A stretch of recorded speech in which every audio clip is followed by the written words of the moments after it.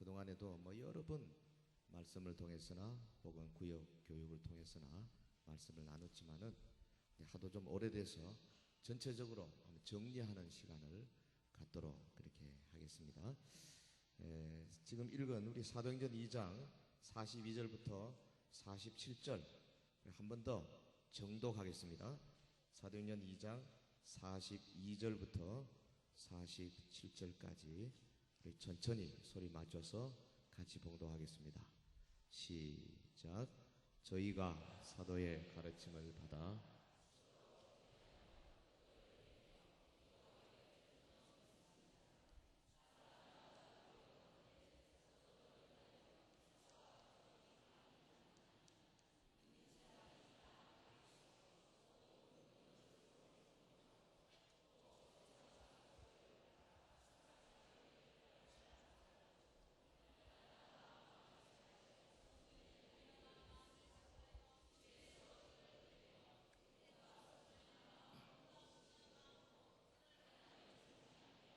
또 온 백성에게 칭송을 받으니 주께서 구원받는 사람을 날마다 더하게 하시니라.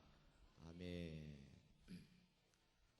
여러분 그 주보를 찾아서 맨 뒷페이지 보시기 바랍니다. 주보 제일 뒷페이지 보면 목회 비전이다 그렇게 나와 있죠. 우리 교회는 대한예수교 장로회 합동교단에 소속된 교회로 하나님 중심, 성경 중심, 교회 중심의 개혁주의 신앙을 지켜나가고 있습니다. 우리 교회는 개혁주의 신앙을 가르치고 받고 지키는 교회입니다. 우리 교회는 청교도적 개혁주의 장로교회입니다. 그러니까 우리 교회에서는 감리교회나 침례교회나 성결교회나 혹은 개혁주의적인 칼빈주의적인 요소 아닌 다른 어떤 교리를 가지고 가르치면 안 됩니다. 그건 우리의 신조요 또 우리가 나가는 분명한 방향입니다. 그렇기 때문에 이 큰 하나의 틀 안에서 우리가 어떻게 교회를 잘 섬길 것이냐, 그게 제가 두 가지로 비전을 제시를 했어요. 하나는 언약 공동체고 두 번째는 선교 공동체입니다. 그러니까 여기 두 번에 걸쳐서 나오는 공통된 단어가 뭐지요? 공동체라는 단어. 영어로는 커뮤니티. 우리 교회는 공동체입니다. 공동체는 가정을 보면 알 수 있죠. 우리 가정이 공동체예요. 그래서 가정을 가리켜서 가정 공동체다. 왜 그러면 가정이 공동체이냐? 공동체의 그 요소 가운데 가장 중요한 것은 이 조직, 그 모임, 그 기구에 속해 있는 멤버들이 서로 끈끈하게 사랑하고 서로 밀어주고 서로 끌어주고 서로를 위해서 헌신하는 그런 멤버십으로 구성된 조직이고 기구여야 그게 공동체거든요. 여러분 가정에서 부모, 자녀가 있는데 애가 하나 아프다. 그러면 다른 가정의 식구들이 네가 네 아프면 내가 아프나 네 알아서 해라. 그럼 그 가정 공동체라고 말할 수가 없는 거죠. 교회도 마찬가지입니다. 하나님이 우리를 공동체로 부르셨다고 지난번 우리 목적 40일 캠페인에서 누누이 생각을 했습니다. 그런데 첫 번째는 어떤 공동체냐? 언약 공동체다. 카버넌 커뮤니티다. 그래서 성도 한 사람 한 사람이 예수님과 깊은 교제를 세워나가는 그런 관계가 먼저 필요하고 또 하나는 뭐냐면 서로 예수 믿는 성도들, 교회의 멤버들끼리 서로 사랑을 나누는 관계가 필요한 거죠. 그래서 서로 성도 개개인이 예수님과 깊은 교제를 쌓아가며 서로 그리스도의 사랑을 나누는 언약 공동체, covenant community to build a relationship with Jesus, with one another. 예수님과 리레이션십을 만들고 그 다음에 서로 리레이션십, 관계를 만들어가는 그런 공동체를 세워야 되겠다. 두 번째는 선교 공동체입니다. 그러니까 안으로는 말씀을 중심으로 하는 공동체인데 하나님의 말씀, 구약과 신약 말씀을 중심으로 하는 공동체인데 그러나 이 공동체가 밖으로 뭐 할 것이냐? 선교해야 한다. 미션 커뮤니티다. 선교 공동체다. 어떤 선교 공동체냐? 가정에서 가정으로, 도시에서 도시로, 나라에서 나라로 세계를 향해 복음을 선포하는 그런 교회가 되어져야 하겠다. 그렇게 생각해서 여기 두 가지 언약 공동체, 선교 공동체를 제시를 했습니다. 근데 이것이 사실은 어디서 나온 거냐? 성경에서 나온 거지요. 이사야 비전의 핵심은 뭐냐면 한마디로 초대교회의 역동을 오늘 우리 시대에 한번 일으켜보자 하는 꿈입니다. 초대 예루살렘 교회의 그 다이내믹 파워, 역동적인 능력, 이것을 우리 시대에 21세기 여기에 접목시켜서 우리가 다시 한번 초대교회의 그 놀라운 힘을 가지고 하나님의 사역을 감당하는 교회가 되었으면 좋겠다. 근데 그 본문이, 가장 좋은 본문이 오늘 본문에 우리가 두 번 읽은 이 사도행전 2장 42절에서 47절까지의 말씀입니다. 우리가 잘 아는 대로 오순절에 모인 많은 무리들에게 하나님의 말씀을 증거했을 때에 하나님께서 저들의 마음속에 강력한 성령의 부으심을 주시고 저들이 회개하고 세례받고 3,000명이나 되는 숫자가 예루살렘 교회에 개입이 됐어요. 그 수많은 사람들을, 갑자기 모여든 사람들을 어떻게 교회로서 기능하게 했는가? 참 이게 중요하지 않습니까? 본문에 보면 저희가 3,000명이 사도의 가르침을 받아 서로 교제하며 떡을 떼며 기도하기를 전혀 힘쓰더라. 사도의 가르침을 받았다. 그러니까요, 성경을 가르치고 하나님의 진리를 가르치는 본래의 근본적인 책임은 사도들에게 있었습니다. 평신도들에게 있은 것이 아닙니다. 이걸 오늘 신약적으로 말하면 이 목사가 이 하나님의 말씀을 가르치는 첫 번째 책임을 져야 합니다. 그리고 일반 성도들은 그 가르침을 받아서 뭐 하느냐? 서로 교제하며 떡을 떼며 기도하기를 전혀 힘썼다. 서로 교제한다는 것, 영적인 교제. 우리가 그동안에 많이 배웠죠. 교제에 대해서. 떡을 뗀다. 요 당시에는 애찬, 성찬이 구별이 안 될 때입니다. 모여서 식사 나누면서 교제하면서 예배 드리면서 성찬하면서 그랬어요. 그래서 현대적으로 말하면 예배라고 말할 수 있습니다. 또 기도하기를 전혀 힘쓰더라. 함께 모여서 합심해서 기도하는 거, 이건 아주 중요한 거죠. 이렇게 하면서 하나님께서 저들에게 놀라운 상호 유무상통의 영을 주셨어요. 그래서 자기 것을 자기 것이라고 말하는 사람이 없고 서로 나누는 그런 삶을 통해서 주변에 많은 사람들, 세상 사람들이 깜짝 놀라게 된 거죠. 어떻게 이 세상에 저런 모임이 있을 수 있느냐? 어떻게 하면 우리가 저런 사람이 될 수 있느냐? 주변에 많은 사람들이 궁금해하고 또 저들을 찾아서 정말 우리도 한번 거기에 가담해서 저들의 삶에 참여해서 저들의 삶을 나눠봤으면 좋겠다. 이런 것이 서서히 올라올 정도의 아름다운 삶을 살게 됐습니다. 그래서 47절에 보면 하나님을 찬미하며 또 온 백성의 칭송을 받으니 주께서 구원받는 사람을 날마다 더하게 하시니라.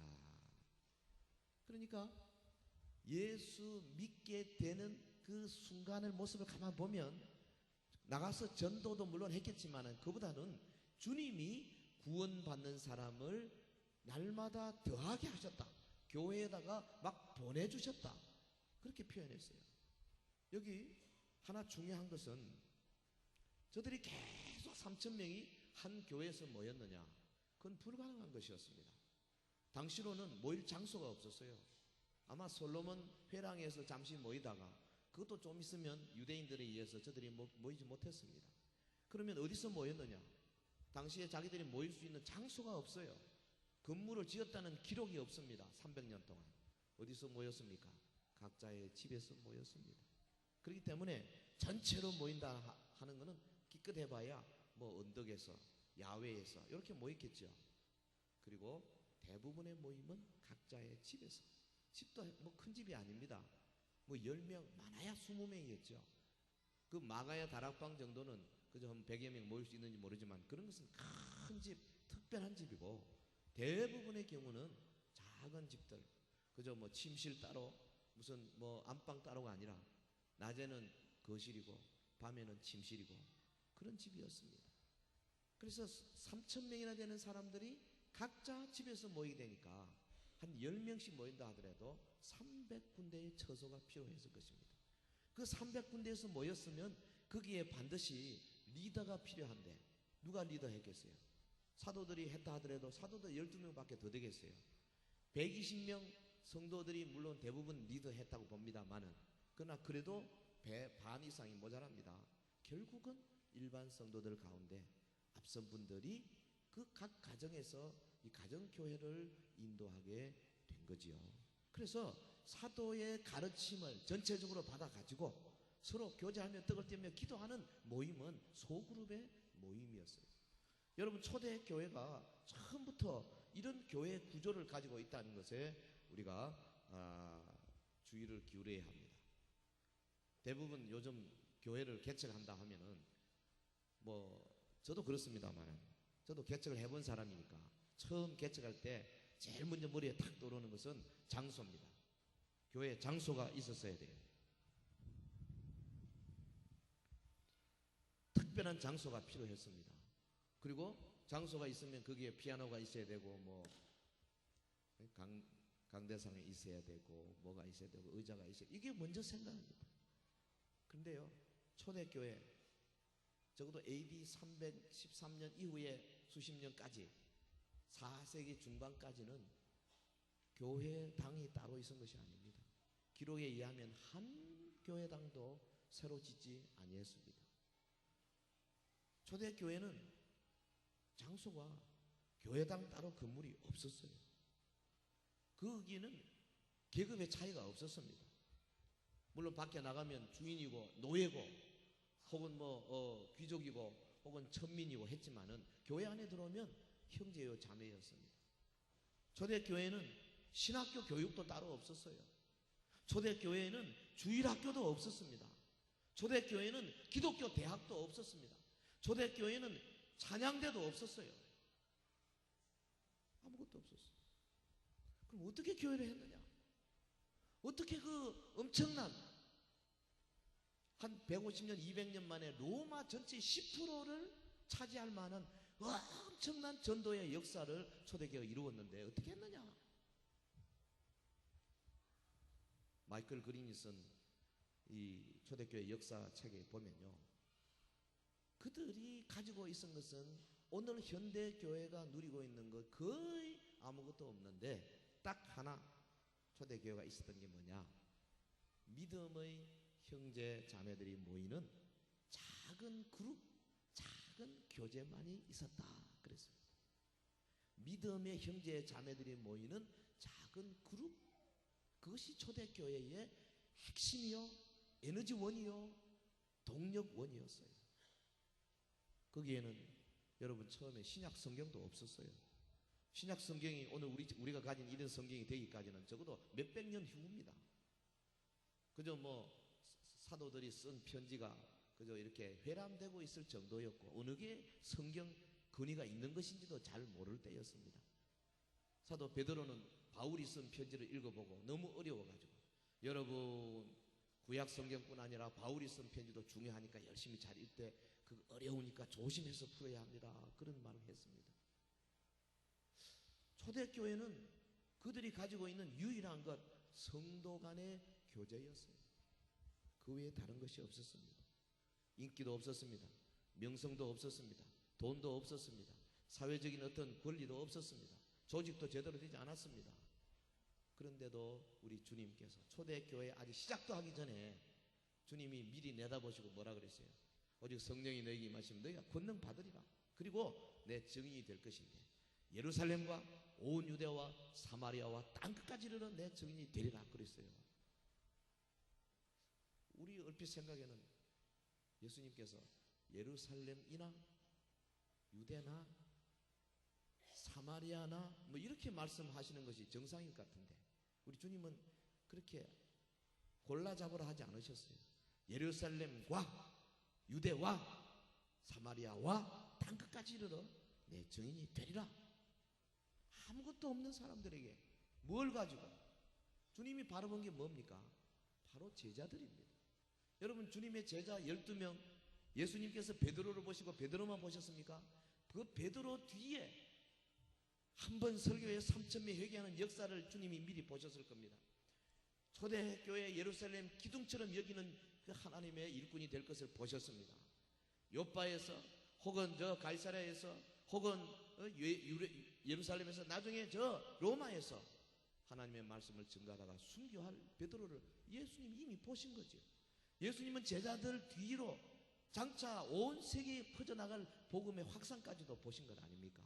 그래서 3년 동안 뭘 가르치셨어요? 소그룹을 어떻게 하는 것이냐 데리고 다니면서 직접 가르치셨어요. 그룹 리더는 어떻게 하느냐, 그룹에 문제가 생길 때는 어떻게 처신하느냐, 함께 기도는 어떻게 할 것이냐, 그리고 둘씩 나와서 전도시키고 그 전도한 것을 가서 다시 돌아오도록 해서 보고를 받고, 이런 것들이 예수님이 하신 것입니다.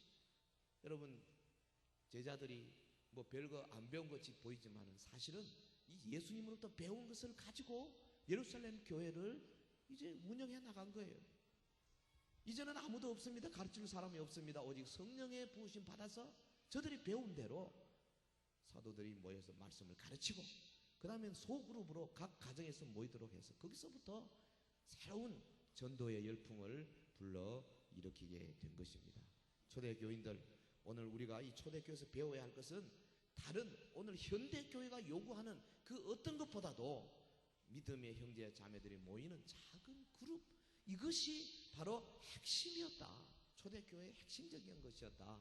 이 사실을 우리가 먼저 기억해야 할 것입니다. 이사의 비전은 이런 초대교회의 교회 구조적인 면의 특징을 우리가 본받아서 오늘 현대교회를 그렇게 만들고자 하는 데 있는 것입니다. 다시 말하면 대그룹과 소그룹의 조화입니다. 교회는 반드시 대그룹과 소그룹이 조화가 돼야 됩니다. 대그룹이 있고 소그룹이 있어요. 이게 너무 한쪽으로 치우치면 곤란합니다. 양날개가 필요합니다. 두 날개로 비상할 수 있어요. 여러분, 호수에 가서 보트를 저 보십시오. 한쪽으로만 열심히 저면 이 배가 어디로 갑니까? 네? 오른쪽으로 열심히 저면 어디로 가요? 안 저봤나요? 저 보세요. 그 자리에서 뺑뺑 돕니다. 양쪽으로 저어야 나가는 거예요. 독수리가 창공을 해 날아가는데 한쪽 날개만 가지고 열심히 해보십시오. 푸득푸득하고 말 것입니다. 두 날개로 저어야 공중으로 올라가요. 하나님의 교회는 처음부터 대그룹과 소그룹이 되도록 만들어 놓으신 겁니다. 이것이 예루살렘 교회였어요. 사도들의 가르침은 전체로 모여서 가르침 받았습니다. 저들이 각 가정으로 모여서 소그룹으로. 여러분, 사도 바울도 그랬습니다. 내가 여러분에게 공적으로 모여 가르치고 각 가정에서 가르치기를 쉬지 아니했다. 제자들도 그렇게 살았습니다. 오늘 이 교회의 구조가 현대교회에 필요하지요. 이것은 어디서 온 것이냐? 사실은 하나님의 속성에서 온 거지요. 하나님의 속성. 교회는 뭡니까? 예수 그리스도의 몸입니다. 그러니까 교회는 예수님을 보여야 합니다. 교회 속에서 예수님의 냄새를 맡을 수 있어야 합니다. 여러분, 세상 사람들이 가가지고 하나님을 오늘날 우리가 어디서 볼 수 있느냐 물어보면 뭐라고 답하면 되겠습니까? 전 집사님, 하나님을 어디서 볼 수 있습니까? 교회에서 볼 수 있어야 한다 이 말입니다. 그러면 여러분, 서현교회에서 하나님을 어떻게 보여드릴 겁니까? 하나님의 속성 크게 두 가지. 이사야 57장 15절 찾아보겠습니다. 이사야 57장 15절 말씀.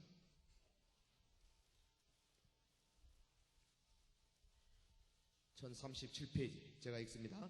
지존무상하며 영원히 거하며 거룩하다 이름하는 자가 이같이 말씀하시되, 우리 다 같이 읽읍시다. 거기 시작.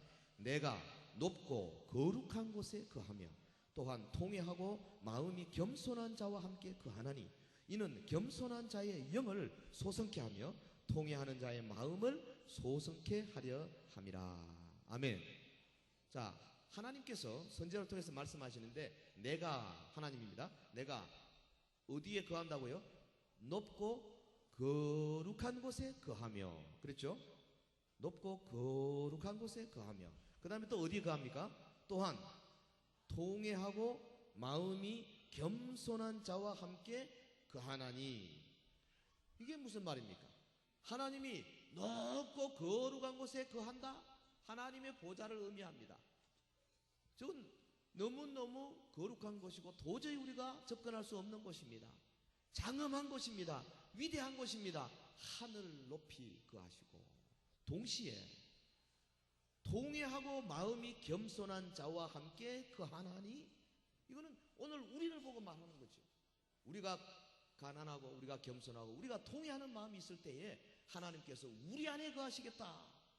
그러니까 하나님은 가장 높은 곳에 계시면서 동시에 가장 가까운 곳에 계시는 분이시다. 가장 높은 곳에, The most high God, 가장 높은 하나님, 그리고 가장 가까이 계신 하나님, The most nigh God. 초월자요 하늘 위에 계시며 땅 위에 계시며 영원하시며 우리의 왕이시며 절대자시며 거룩하신 하나님, 그 하나님을 우리 교회가 보여야 합니다. 동시에 가장 가까이 계신 하나님, 지금 우리 가운데 여기 계시고 우리 속에 계시고 육신이 되어 우리와 함께 고난을 받으시고, 그리고 우리의 친구 되시며 우리의 내제자 되시는 그 하나님, 우리 서현교회가 가장 높은 하나님도 보여야 되고 가장 가까운 하나님도 보여야 된다 이 말이죠. 가장 높은 곳에 하나님을 보이려면은 우리가 어느 세팅에서 볼 수 있느냐? 전체로 모여서, 대그룹으로 모여서 하나님을 정말 찬양하고 말씀 받고 함께 어우러서 기도하고 함께 교제하는 이 대그룹 세팅에서 우리가 전능하신 하나님을 나타낼 수 있습니다. 그러면 우리 마음에 계시고 우리 가운데 계시고 우리의 작은 신음에 응답하시는 하나님을 어디서 우리가 만날 수 있습니까? 소그룹에서 성도들끼리 자기의 속을 내어놓고 아픔을 이야기하고 병든 곳을 이야기하고 날 위해서 기도해 주세요. 서로 사랑하며 서로 아끼며 서로 짐을 지는 그 속에 서로 안에 계시는 그리스도의 영을 통해서 우리가 예수님을 나타내 보일 수가 있는 거죠. The most high God, 가장 높은 하나님, 우리 교회 전체 대그룹을 통해서 나타내 보여야 합니다. 그렇기 때문에 대예배는요 제일 잘 드려야 돼요. 아주 좋은 환경 속에서 가장 좋은 찬양, 가장 좋은 안내, 가장 좋은 기도, 가장 좋은 말씀, 가장 좋은 것을 드려야 됩니다. 그리고 소그룹은 그럴 필요는 없어요. 우리 속에 우리의 아픔을 함께 나누어주시는 그분과 더불어 우리가 같이 사는 거니까요. 각 구역에서 우리가 우리 이 하나님의 두 번째 속성을 보일 수가 있는 겁니다. 그러니까 성경에서 보면 하나님의 속성을 교회가 나타내는데, 교회는 반드시 이 대그룹과 소그룹이 조화를 이루는 교회여야 한다 이 말이죠. 이게 초대 교회였어요. 그래서 초대 교회는 처음부터 예수님의 가르침 받아서 사도들이 그렇게 키웠습니다. 이 힘이 얼마나 강했는지 알 수가 없습니다. 자, 근데 우리가 교회사를 잠깐 보면요, 교회사 흐름에서 본 우리 교회 구조를 잠시 생각해 보면은 오늘 우리 이 시점에 왜 이사의 비전이 필요한가를 금방 알 수가 있습니다. 초대 교회가 이처럼 건강한 교회로서 얼마나 멋진 참 성령의 역사를 경험하고 전도를 참 열심히 하고 모든 주변의 사람들에게 영향을 미치는지 알 수가 없습니다. 그게 한 4세기 초반까지 갔어요. 많은 박해가 있었습니다. 10대 박해라 그러잖아요. 네로 황제에 의해서 수많은 사람이 죽었습니다. 마르쿠스 아우렐리우스에 의해서, 베스파시안에 의해서, 혹은 또 누가 있나요? 수많은 그 로마의 황제들, 무시무시한 황제들이 예수 믿는 사람들을 잡아서 사자의 밥이 되게 하고 원형 경기장에서 서로 싸우게 하고 대단했습니다. 많은 로마인들은요 경기장에 그 의자에 앉아가지고 참 요새 우리말로 하면은 오징어 뜯어가면서 웃고 즐겁고 술 마시고 그랬어요. 초대교회 성도들은 그 맹수의 밥이 되어가면서 마라나타 주님이 오신다고 부르짖던 적이 얼마나 많은지 모릅니다. 그러면서도 밑으로 정말 놀랍게 복음이 확장이 됐어요. 한 10% 정도가 그리스도인이 되었습니다. 4세기 초반에 콘스탄틴 황제가 로마 황제가 되었을 때 가만히 보니까 이 기독교인들을 이용을 해서 오히려 자기의 세력을 더 넓힐 수 있겠다 판단했습니다. 저들이 무슨 특별히 해를 끼치지 않았지 않습니까? 그래서 기독교를 국교화 만드는 것이 AD 313년입니다. 313년. 이것을 기점으로 해서 기독교가 저 카타콤의 순교자들 지하로 있다가 이제는 바깥으로 드러나게 된 거지요. 어떻게 됐습니까? 황제가 기독교를 정식으로 밀어주니까 수많은 사람들이, 돈 있는 사람들이 믿음은 있건 없건 간에 자기의 권세와 돈을 가지고 투자를 했습니다. 여러분이 313년 이 콘스탄틴 황제의 칙령이 있은 이후에 불과 몇십 년 만에 얼마나 많은 거대한 교회당들이 세워졌는지 모릅니다. 로마에, 밀라노에, 혹은 에베소에, 혹은 콘스탄티노플에 여기저기에 수많은 수십 개의 이 우리 서양교보다 더 큰 빌딩들이 막 서기 시작했습니다. 교회를 세우고 나니까 그 다음에 어떻게 됩니까? 사람들이 그 작은 집에서 모이던 그 모임이 얼마나 불편해요. 그러니까 교회로 모이는 게 편하죠. 그래서 아이고 집에서 모이는 거 이제 그만하고 교회당 잘 지어놨는데 교회당 모이자 하다 보니까 이 교회당을 또 관리하는 사람이 필요하기 시작했습니다. 거기서 발달된 것이 사제제도입니다. 여러분 그 로마 천주교에 보면 얼마나 조직이 잘 돼 있어요. 교황 밑에 주경이 있고 주경 밑에 각 주교들이 있고 주교 밑에 신부들이 있고 쫙 조직돼 있지 않습니까? 저들이 아주 멋진 조직을 통해 가지고 그 교황 제도를 발달을 시키고, 그래서 여러분 중세 1000년 동안에 기독교가 오히려 암흑의 세계로 빠졌다고 지금 교회사 학자들이 이야기하는 이유가 바로 여기에 있습니다. 역동을 잃어버린 거죠. 열심을 잃어버린 겁니다. 하나님 앞에 만인 제사장의 모든 기본적인 초대 교회의 그 성경적인 기준을 잃어버렸습니다. 교회에 가준다, 내가 한번 가서 예배 드려준다, 그리고 나머지는 사제들 당신들이 다 하시오, 이렇게 된 거죠. 하나님의 말씀이 왜곡되기 시작했습니다.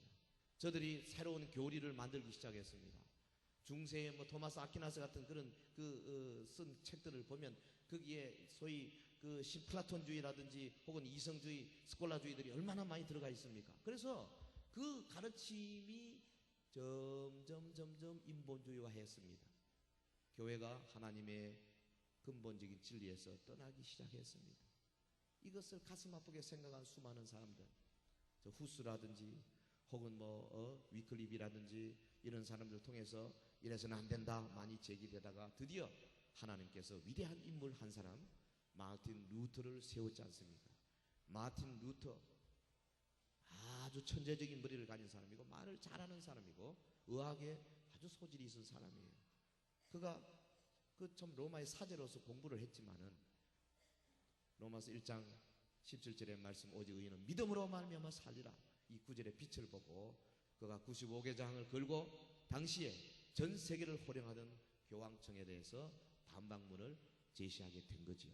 그래서 시작된 것이 종교개혁 아닙니까? 그 종교개혁이 1517년입니다. 마틴 루터에 의해서 일어난 종교개혁. 저들이 이 타락한 가톨릭으로부터 다시 본래 초대교회로 돌아가자 주장한 것 중에 대표적인 것이 뭐냐면 성경으로 돌아가자입니다. 솔라 스크립투라, 오직 성경으로. 그걸 성경으로 돌아가기 위해서 마틴 루터 자신이 그 당시 라틴어로 된 그 벌게이트 성경을 독일어로 번역했지 않습니까? 참 잘 번역 잘 됐어요. 이 루터가 번역한 독일어 성경도 상당히 잘 된 겁니다. 그리고 많은 책을 쓰고 그 다음에 참 이 성경으로 돌아가는 데 있어서 우리가 고쳐야 할 것이 뭐냐, 여러 가지 문제를 건드리기 시작했습니다. 교회는 무엇이냐, 하나님은 누구냐, 혹은 예수 그리스도의 속죄는 어떤 것이냐, 인간의 죄는 어떤 것이냐, 성령은 어떤 것이냐, 앞으로 우리가 심판은 어떻게 될 것이냐, 성례는 어떤 것이냐, 여러 교리적인 것들을 이제 건드리기 시작했습니다. 한 사람이 하는 것이기 때문에 문제가 없을 수가 없지요. 마틴 루터로부터 수십 년 후에 태어난 사람이 바로 칼빈입니다. 요한 칼빈 혹은 존 칼빈. 이 사람은 마틴 루터보다는 적어도 한 30년 뒷사람이지만은 루터가 개혁을 일으켜가지고 센세이션을 일으킨 그것들을 칼빈은 말하자면 이론적으로 정립했다, 그렇게 말할 수가 있습니다. 루터의 가르침을 받아서 그대로 계속 뻗어나가는 사람들이 지금도 루터교가 있습니다만은, 그러나 칼빈에 의해서 저 제네바를 중심으로 일어난 개혁주의 운동, 이것이 오늘날 전 세계로 퍼져나가게 된 것이죠. 그래서 처음에는 제네바에서, 불란서에서, 덴마크에서, 저 노르웨이, 스웨덴으로서 해서 그 다음에 영국으로 건너가고, 스코틀랜드에 존 낙스가 팔아서 이 스코틀랜드의 장로교가 미국으로 건너가서 미국의 북장로교의 훈련을 받은 언더우드 선교사, 혹은 마포 삼열 선교사, 혹은 그레햄 리 선교사, 혹은 또 누가 있나요? 과관련 선교사, 이런 분들이 우리나라에 들어와서 거기서 우리에게 전해준 것이 오늘 저희가 믿는 개혁주의 청교도적인 이런 장로교회인 거예요. 그러므로 오늘 우리의 신앙의 유산이 사실은 칼빈에게서 왔다고 말할 수가 있는 거죠. 근데 이 칼빈이 종교 개혁을 일으키면서 뭐를 강조했느냐? 성경으로 돌아가야 한다. 오직 은혜로 돌아가야 한다. 오직 믿음으로 우리가 구원을 받는다. 따라합시다.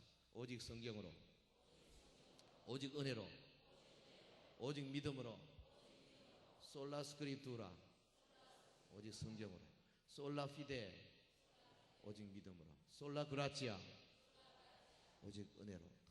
그리고 거기에 뭘 주장했습니까? 만인 제사장을 주장했습니다. 모든 성도들이 다 제사장의 역할을 해야 한다. 우리가 직접 나가서 일해야 한다. 그냥 교회에 참여만 해주고 나머지는 사제들에게 다 맡기는 것이 아니라 우리가 직접 일하는 거다. 그러면 사제, 그냥 교회로 말하면, 우리 개신교로 말하면 목사들은 뭐 하는 자냐? 코치다.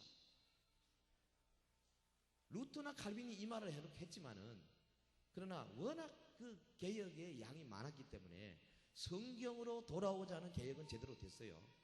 그러나 만인 제사장의 원리를 구해낼 수 있는 교회의 구조를 바꾸지는 못했어요. 여러분 아시다시피 16세기 종교개혁이 일어나고 나서 수많은 주의 종들이 일어나고 교회들이 크게 발전을 했습니다만은, 그러나 여전히 우리 개신교도 사제주의적인 요소들을 가지고 있잖아요. 우리 성도들의 머릿속에 뭐가 있습니까? 우리 그냥 교회 가서 예배 드려주고 나머지는 교역자들 당신들이 다 해라. 그게 어디서 온 겁니까? 1000년 동안 이 로마 가톨릭에서 온 그대로예요. 본래 초대교회는 이런 게 없었어요. 초대교회는 자기 집을 전부 열어서 그 자기가 직접 사역하는 사람들이었어요. 초대교회를 돌아가자는 이야기는 그러므로 교회 구조면을 건들지 않으면 절대로 할 수가 없는 거지요. 16세기 종교개혁 이후에 다른 말씀으로 돌아가는 운동은 어느 정도 됐는 건 모르지만은 교회 구조를 바꾸는 것은 힘들었어요. 그래서 하나님의 섭리가 20세기 중반에 와서 마침내 크레머에 의한 평신도 훈련, 평신도 운동이 일어나게 했지 않습니까? 미국을 중심으로 해서 평신도 운동이 일어나고, 그 평신도 운동의 기치를 걸고 60년대, 1960년, 1970년 여러 단체들, 특별히 내비게이터나 CCC나 우리나라 같으면 성서 유니온이나 조금 격지로 갔지만 UBF나 이런 단체들이 일어나기 시작하고, 이들이 소그룹으로 성경 공부를 시작하고 제자 훈련을 시작하고 성경적인 원리를 찾으려고 노력했습니다. 하나님의 섭리가 계속해서 우리 주류 교회로 이 운동을 들어오게 한 것이 1980년대 말 90년대입니다. 그래서 불과 십수년 전에 우리 주류 교회들이 이런 제자 훈련의 개념, 소그룹의 개념을 가지게 된 거지요. 근데 감사한 것은 우리 한국 교회는 이런 초대교회적인 개념은 아니었지만은, 그러나 아예 오래전부터 구역 개념을 가지고 있었어요. 이게 얼마나 감사한지 몰라요. 근데 옛날에 우리가 아는 대로 구역은 그저 가서 장로님이나 권사님이나 안수 집사님이 그저 예배 드리고 그리고 헌금하고 그리고 마치고 돌아오고, 대그룹을 축소시켜 놓은, 숫자는 소그룹이지만 형식은 대그룹의 형식을 가졌었습니다. 1980년대 말부터 시작된 이 소위 셀그룹 운동이라는 게 다른 게 아닙니다. 초대교회의 이 대그룹과 소그룹을 교회 전체적으로 균형을 갖는 교회의 구조를 만들자. 그저 어떤 단체에서 어느 전도회에서 소그룹 하는 게 아니고 전 교회의 구조를 이렇게 만들자. 그래서 시작된 것이 바로 이 운동이고, 여러분 1990년대 초반에는 아주 극소수가 하다가 지금 21세기 들어와서요.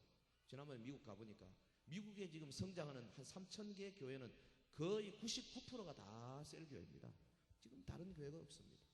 한국 교회도 보면 역시 전형적인 셀교회는 아니지만은 그러나 이런 개념을 가지고 소그룹을 강조하는 교회들, 그런 교회들이 다 지금 성장. 대표적인 교회가 여의도 순복음교회입니다.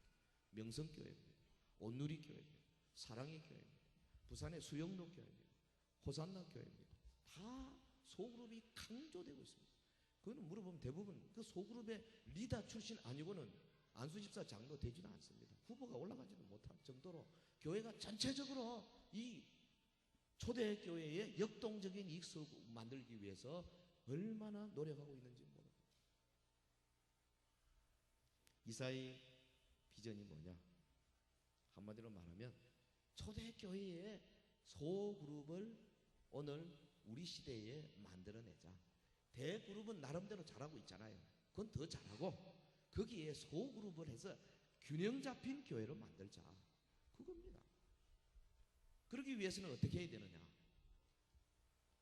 구역 이사의 비전 교회의 개념을 우리가 몇 가지로 생각해 볼 수가 있겠습니다.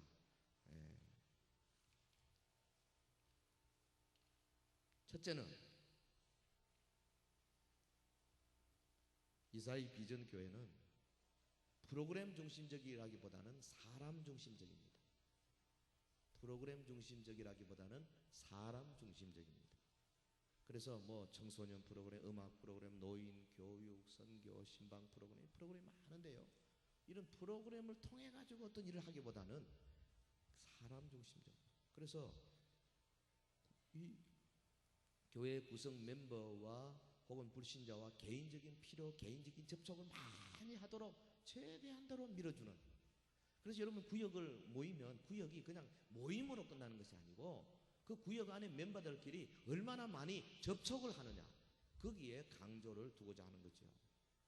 이사의 비전 교회는 건물 중심적인 교회라기보다는 지역 사회 중심적인 교회를 지향합니다. 빌딩 센터드가 아니고 커뮤니티 센터드입니다. 그래서 가능하면 이 건물 안에서 모이고 건물을 통해서 하고 하는 것을 좀 더 바깥으로 나가서 지역사회, 구역들이 있는 위치 거기에서 일하도록 하자. 거기서 불신자들을 만나게 하고 거기서 하나님을 찬양하게 하자. 이사의 비전 교회는 특별히 이 회의하는 것보다 교회에 모여서 무슨 회의를 하고 모임을 그렇게 갖는 것보다는 실제로 친밀한 교제를 갖는 쪽에 더 시간을 많이 들이도록 강조하는 그런 방향성이 있습니다. 이사의 비전 교회는 서구 문화의 형태를 닮아서 관료주의적이라기보다는 오히려 초대교회 모형을 따라서 섬기는 쪽으로 가능한 많은 사람들이 섬길 수 있도록 만들어가자. 이사의 비전 교회는 전도 대상자들을 교회로 초대하기보다는 차라리 우리가 나아가서 인격적인 교제를 갖도록 그렇게 하자. 초대교회처럼 어떤 교회 건물 중심으로 자꾸 초대하고 건물 중심으로 어떤 일을 만들고 하는 것보다는, 그것도 물론 필요하죠. 있는 조건을 사용해야 되죠. 그러나 더 중요한 것은 구역들이 나가서 일하는 것을 자꾸만 개발해 나가자. 특별히 이사의 비전 교회는 오라 구조가 아니고 가라 구조, 가라 구조. 우리 교회는 그동안의 교회들은 주로 오라 그러잖아요. 종을 치잖아요. 종을 땡땡 치면서 오 감 다 오라고 부르시니 오라고. 근데 사실 우리 예수님은 너희는 이만들 장인데 너희는 와서 그렇지 너희는 가서 오던 종. 주님은 자꾸 가라 그러는데 우리는 자꾸 오라 그러면 안 되잖아요. 감 스트럭처 아니고 고 스트럭처가 되자. 그래서 구역 모임을 교회에서 가능하면 하지 말라니까요. 가라니까요. 지역으로 나가서, 그래서 그 가까운 데서 한 사람이라도 거기서 모여서 자꾸만 예수 그리스도를 증거하는 그런 모임이 되자. 이사의 비전 교회는 교회 교육도 중요하지만 그 교육을 온도잡 트레이너로 미니스트리 하면서 사역하면서 배우도록 하자. 그래서요, 구역장을 세우는데 구역장 되기 위한 교육 뭐 몇 년, 첫째 1학년, 2학년, 3학년 이게 아니고 바로 부구역장을 그때 같이 넣어서 구역장 하는 것을 따라다니면서 배우는 거죠. 그리고 한번 해보는 거죠. 예. 기도회 한번 운영해 보십시오.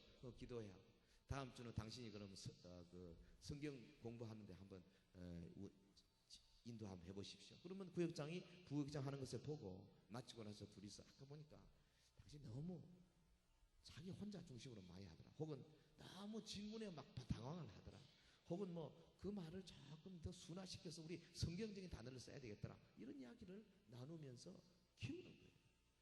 그러니까 구역장은 부구역장을 실제로 사역을 통해서 구역장 될 수 있는 자질로 끌고 가도록 만드는, 이게 우리 비전, 이사의 비전 교회의 특징이라고 말할 수가 있을 것입니다. 여러분, 그러므로 이런 그 개념을 가진 교회로 우리가 가자. 그렇게 되면 교회가 앞으로 어떻게 될 것이냐? 교회의 전체 구조가 여러분 아시다시피 교회를 이렇게 보면, 뒤에 보이는지 모르겠는데요, 교회를 보면 제일 위에가 이게 리더십이죠. 요즘 우리 교회 같으면 당회라고 말할 수 있겠습니다. 혹은 교역자회도 여기 들어가겠습니다. 리더십이죠. 그리고 여기가 대그룹입니다. 우리 온 성도들이 함께 모여서 하나님께 영광 돌리는 전체 모임이고, 그 다음에 대부분 보면 이 중간층이 있어요. 그래서 이 모임들이 있습니다. 그리고 이 밑바닥에 작은 모임들이 있습니다. 이 작은 모임들이 바로 우리 교회 같으면 구역입니다. 구역들이, 우리 한국 교회가 일반적으로 교회 전체 구조의 대그룹과 리더십과 이 중간 모임과 작은 그룹, 이 중에서 어디를 중점적으로 교회가 1년 계획을 세우고 사역을 하고 프로그램 돌리고 하고 있습니까? 일반적으로 뭐 여기입니다. 여기. 말하자면 전도회죠. 그동안에 전통적으로 말하면. 근데 대개 한 40명에서 60명 정도, 혹은 뭐 30명에서 50명 정도. 이건 다수. 이건 대그룹입니다. 여기서 교제도 하고, 여기서 소개도 하고, 여기서 친구도 만들고 하려고 노력해 왔습니다. 그런데 오늘날 이거는 뭐 꼭 성경적이 아니라기보다 일반 세상 사람들이 볼 때도 이런 수십 명이 모여서 교제하는 것은 그건 불가능한 것입니다. 실제적으로 교제가 일어나는 것은 대화를 통해서 일어나는 거예요. 여러분, 대화는 사람들이 한 10명만 넘어서면, 모임 안에 10명만 넘어가면 골고루 대화하는 것이 극히 어렵습니다. 내가 한 1분 이야기한다. 10명이 돌아가면 10분입니다. 1분 만에 이야기하는 사람 봤어요? 기도 3분만 하라고 아무리 해도 전부 5분 넘어가는데 안 됩니다. 그러면 한 사람이 5분 이야기, 자기 이야기 5분 하면 10명이면 50분입니다. 안건 하나 가지고 50분 가는 거예요. 지금 우리 당회가 그렇습니다. 솔직히 뭐 별 안건도 아닌데 몇 시간 걸려요. 물론 민주적으로 좋은 겁니다만은 어떤 때는 3시간 낭비다, 저는 그렇게 생각합니다. 왜 그러냐? 숫자가 많아서 그런 거예요. 그래서 소그룹은 예수님같이 명석하고 지혜로운 분도 12명을 넘지를 못했습니다. 예수님이 몇백 명 데리고 다니면서 할 수 없었겠습니까? 가는 곳곳마다 몇천 명이 모였는데요. 5천 명, 남자만 5천 명이 막 모여들었는데, 그러나 우리 주님이 초장에는 그렇게 가르치시다가 시간이 지나가면 지나갈수록 거꾸로 그분들과 멀리하고 제자들만 데리고 두로와 시돈으로, 그리고 저 북쪽으로 해서 헬몬산 밑으로 해서 가이사랴 빌립보로 내려오시잖아요. 그 이방 땅이거든요. 6개월 이상을 제자들만 데리고 다니셨어요. 왜 그렇습니까? 소그룹의 그 강도를 높이기 위한 겁니다. 여러분 50명 데리고 교제가 일어난다는 것은 그건 불가능한 겁니다. 식사로 가보세요. 한 50명이 가보세요. 식사하는데 교제가 됩니까? 끼게 봐야 앞에 앉았는데 서너 사람하고 이야기 끝납니다. 전 저거대로 다 각계약진입니다. 그러고 우리가 오늘 교제 잘했습니다. 그거는 비상적인 것입니다. 그래서 정말 제대로 된 갈라디아 6장 2절에 있는 것처럼 서로 짐을 나누어 지라. 너희는 서로 사랑해라. 서로 발시키라. 서로 격려해라. 서로 신약 성경에 58회 이상 나오는데요. 그 서로라는 명령을 우리가 이행하려면은 이런 소그룹의 세팅 없이는 절대로 불가능하다는 것이, 이건 뭐 요즘 우리 모든 학자들이 다 이구동성으로 말하는 거죠. 그래서 우리 교회는 이런 뭐를 기초로 해서 일어나야 되느냐? 교회의 성도들의 가장 중요한 것이 교제 아닙니까? 이거는 사실 WCC에서 이런 주장을 하기 때문에 조심스럽습니다만은 어찌됐든 교제가 코이노니아가 얼마나 중요한지 모릅니다. 교회는 코이노니아를 반드시 만들어내야 합니다. 코이노니아 없는 집단은 교회가 될 수가 없습니다. 그러려면은 여기 소그룹의 코이노니아의 핵심 단위가 될 수밖에 없는 거죠. 이 하나하나가 코이노니아의 단위입니다. 곧 이사의 구역입니다. 이 구역 안에서 서로 사랑하며 서로 발시키며 서로 격려하는 모임을 갖자. 그래, 구역이 단순히 모이라서 모이는 것이 아니고 그 안에서 상대방의 기도 제목이 무엇인지, 상대방이 원하는 것이 무엇인지, 내가 어떻게 도와줄 수 있는 것인지, 내 속에 어려운 문제가 무엇인지를 내어놓고 상대방에게 부탁하고 상대방의 문제도 내가 알고, 이렇게 해서 교제가 일어나고 말하자면 코이노니아가 일어나야 제대로 된 교회가 될 수 있다. 어디서 이 코이노니아를 만들어내겠어요? 여기서 만들 수 있겠습니까? 불가능합니다. 안 됩니다. 지금 그동안에 보면요, 우리 남자 전도회 제가 도전하겠습니다. 여러분 전도회 모임이죠. 해마다 회장 뽑고 뭐 뽑잖아요. 그 다음에 뭐 신앙부 뽑고 무슨 뽑고 뭐 뽑고 서기 뽑고 다 뽑습니다. 전도회 뭐 행사하자 그러면 다 각 부장들이 열심히 잘 해줍니까? 안 되잖아요. 그래서 회장이 그냥 다 뒤집어 쓰고 그 총무하고 두세 사람이 그냥 끙끙대지 않습니까? 왜 그렇습니까? 코이노니아가 안 되기 때문에 그런 거예요. 근데 이 구역 중심으로 코이노니아를 만들어서, 예를 들어서 구역 5개를 하나의 전도회로 만들 때 이 코이노니아는 저절로 이루어지는 겁니다. 각 구역이 제대로 되게만 되면 50명이 모이든 100명이 모이든 이미 그 안에 코이노니아가 있는 그룹들이 있기 때문에 하나님께서 우리에게 주시는 이 귀한 지혜입니다. 그래서 우리가 여전도회는 벌써 지금 2년째 3년째 이렇게 들어갑니다만, 제가 알기로 이 구역들이 완벽하게 잘 되기만 하면 1마르다 전도회, 2마르다 전도회, 뭐 1마리아 전도회 저절로 됩니다. 아마 해보시면 스스로 고개를 끄덕거릴 겁니다. 이렇게 돼야 합니다. 이사의 비전 교회의 구조는 그런 의미에서 이런 구역들이 모여서 5개씩 6개씩 모여서 지역이 되고, 지역이 전체로 모여서 교구가 되고, 이렇게 되도록 구조가 되어지는 것이 가장 옳은 것이다. 다만 우리가 현실상 이게 대구 시내가 너무 넓으니까 우리 교회 옆에 저 길을 중심으로 해가지고 저쪽 요쪽 그래서 믿음교구 사랑교구 나눴을 뿐이에요. 왜냐하면 우리 교육자들이 그래도 관리를 해드려야 되고 가서 섬겨야 되기 때문에 어쩔 수 없이 그렇게 나눴습니다만은, 기본적으로는 이 구역들이 모여서 이런 중간 조직으로 되었을 때에 이게 단일화 조직이 되는 거죠. 그랬을 때에 전체 소그룹에 대그룹으로 모인다는 한번 생각해 보십시오. 이 구역에서 잘 단련된, 이 구역을 요거로 봅시다. 요 안에 다 잘 단련된 사람들이 어느 날 처음 누가 왔습니다. 새로운 성도가 이 구역에 들어왔습니다.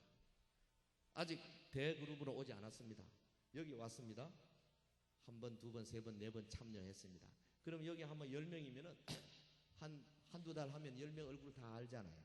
그래도 나름대로. 왜냐면 자기 이름 내하고 자기의 그 좋아하는 거 이야기하고 기도 제목 내놓고 하니까 빨리 익히게 될 것입니다.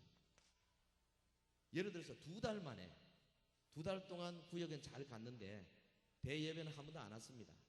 2달 만에 처음 저 문을 열고 들어왔다고 한번 상상을 해봅시다. 처음 왔습니다. 만약에 이런 과정 거치지 아니하고 지나가다가 혹은 TV나 라디오에 목사 설교 듣고 인터넷 설교 듣고 혹은 말 듣고 건물 보고 이렇게 쑥 들어온 사람과 이 그룹에 들어와서 한 2달씩 이렇게 거친 사람과는 전혀 다를 것입니다. 이 그룹에 거친 사람은 딱 들어오면 벌써 저기도 아는 사람이 한 사람 있고 저기도 아는 사람이 있는 거예요. 예배 마치기만 기다립니다.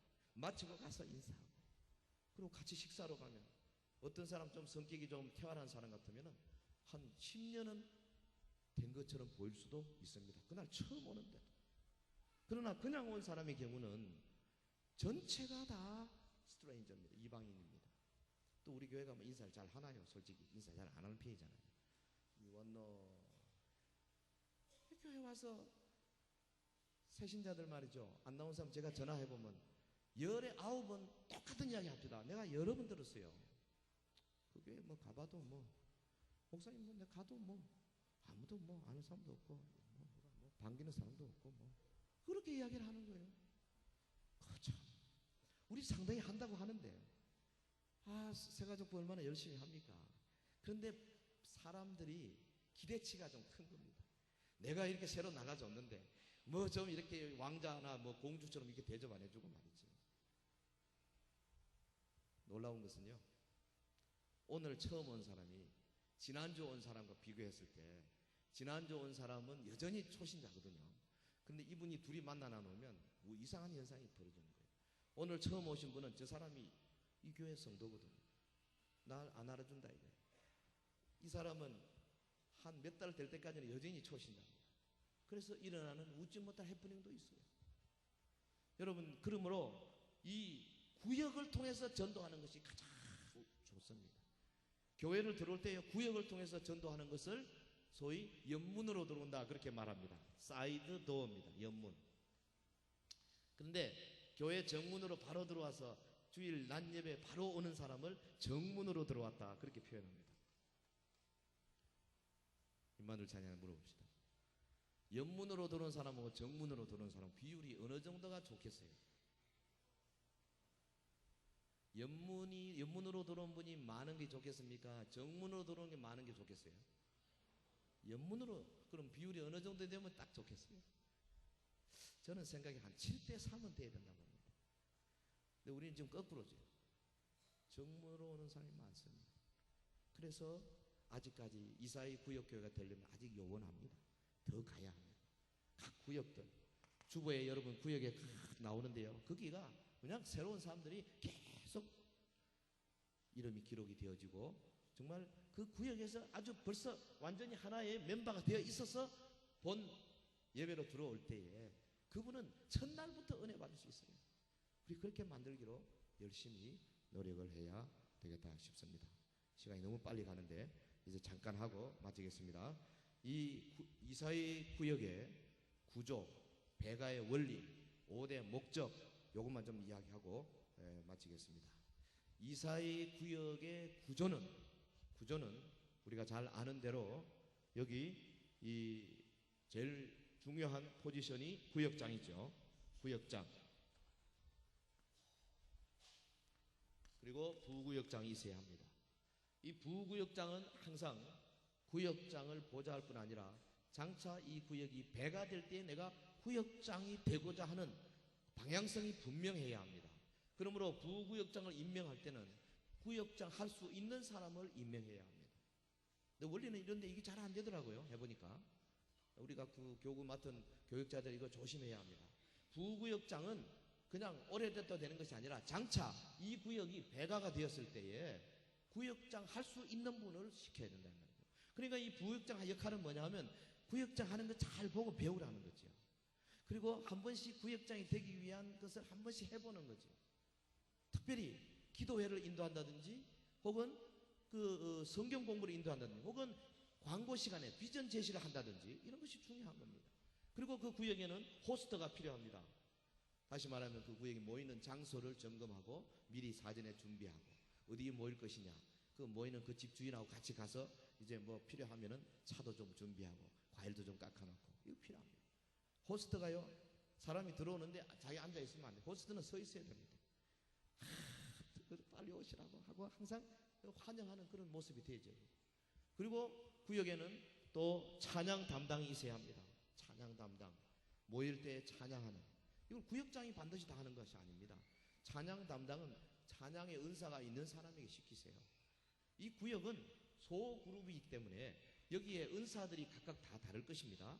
그 다른 은사들을 찾아서 개발시키셔야 됩니다. 그리고 여기에 전도팀이 있어야 될 겁니다. 적어도 2명 내지 3명 전도의 은사를 받는, 혹은 전도 폭발 훈련을 받은 사람, 이런 사람들 시켜가지고 각 구역원들이 내어놓는 오이코스 명단을 가지고 A라는 사람이 만약에 명단을 내놨으면은 이 A의 명단을 가지고 전도팀 1명 내지 2명 전도를 그래도 잘 해보는 사람이 이 A와 같이 가서 그 사람을 전도하는 거죠. 그런 팀이 필요합니다. 그래서 구역장은 이런 그 구역원들의 은사를 잘 개발해서 일을 시키고 키우고 끌고 앞으로 우리 구역에는 누가 부구역장이 될 수 있을 것인가 잘 살펴봐야 합니다. 그래서 이제 어느 시점에 가면은 하나님께서 복을 주셔서 새로운 영혼들을 계속해서 줄 거 아닙니까? 처음에 6명이 출발해서 만약에 12명이 되었다. 그러면 배가 해야 합니다. 멀티플리케이션. 배가 할 때는 이 부구역장이 구역장이 되죠. 그리고 원래 구역장은 또 반 나눈 그 구역을 맡게 되고, 그 다음에 이 부구역장 밑에 또 다른 부구역장을 만들고 여기도 부구역장이 들어오게 됩니다. 그래서 여기 보면 제자 훈련이 일어나게 돼요. 양육이 일어난다 이 말이죠. 새로운 사람이 부구역장이 되고 구역장이 되는 그 차이가 얼마나 큰지 모릅니다. 하나님께서 우리에게 이런 직분을 통해서 양육을 시키는데 놀라운 역사가 일어납니다.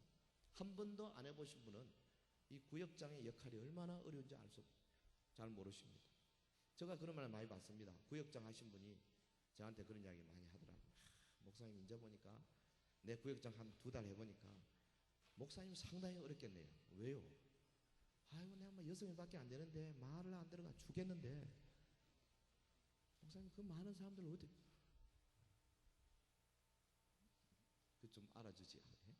사람이 그렇습니다. 해봐야 얼마나 이것이 귀한 건지 모릅니다. 영혼을 키우고 영혼을 건지는 것만큼 귀한 게 없어요. 저는 생각할 때요, 장차 우리 하나님 나라 가면 이 구역장이 아마 담임 목사보다 더 큰 상급을 받으리라고 나는 생각해요. 왜 그러냐면 이거는 바로 일선 분대장입니다. 일선 소총수 분대장이에요. 그래 김일병 나를 따라라 하고 총도 맞아야 되는 거예요. 굉장한 직분입니다. 이거 뺏기면 안 됩니다. 사도행전 1장에 보면요, 가룟 유다가 자기 직분을 뺏겼지 않습니까? 시편에 이미 예언되어 있습니다. 이 사람의 직분을 타인이 취하게 하소서. 그래서 마띠아가 가룟 유다의 직분을 빼앗았잖아요. 여러분 한번 구역장 받으면 뺏기지 마세요. 들것에 실려가지고 병원에 입원하기 전에는 왜 내가 구역장? 나 합니다 해야 된다고. 이거 얼마나 귀한 직분인데요. 저는 다른 어떤 것보다도 이 직분이 중요하다고 생각합니다. 물론 다른 직분도 중요하죠. 그러나 한 분이 이 수많은 대여섯 명 혹은 10명의 영혼을 책임지고 이를 위해서 날마다 기도하고 직접적으로 기도의 제목을 받고 직접적으로 도와주는 이 역할이 얼마나 중요한지. 배가. 그래서 이 구역이 배가 되는 그 배가식 이런 크게 생각하고 우리 교역자들이 다 가서 배가식 할 때 뒤에 현수막도 달아놓고 사진도 찍고 그리고 우리 홈페이지도 올려주고 그러잖아요. 네, 배가 하는 대개 배가 할 때 보니까 구역장들이 울더라고. 왜냐하면 그 배가에 그 피눈물 나거든요. 뭐 비슷한 사람끼리 그 뭐 이상한 소리 하고요 불평하고 하는 거 다 받아주고 덩어리 두드려주고 그러지 않으면 배가가 안 되는 겁니다. 어흠하고 할랑하고 말라면 말아 다 맙니다. 하는 사람 없습니다. 끌어주고 밀어주고 땡겨주지 않으면 안 되는 거거든요. 여러분 그러므로 우리 이사의 비전의 핵심 중에 핵심은 구역장입니다. 구역장을 위해서 많이 밀어주시고 기도 많이 해주셔야 돼요. 내가 평생 난 구역장하기 힘들다 싶은 분은요 괜찮아요. 나는 평생 구역장을 위해서 나는 기도하고 밀어주겠다 그러면 됩니다. 그러나 가능하면 여러분 모두가 다 구역장 될 꿈을 꾸시기를 바라요. 하나님 나라 상급을 받아야지. 그래서 우리 교회는 구역장 80 넘으신 구역장들도 많이 계십니다. 이 지구상에 80 넘어서 거의 않은 분 우리 교회밖에 없지 싶어요. 다른 교회가 다 은퇴하고요. 뒷방 노인이십니다. 근데 우리 화요일마다 오셔가지고 훈련 받잖아요. 이게 얼마나 큰 축복인지 알 수가 없는 겁니다.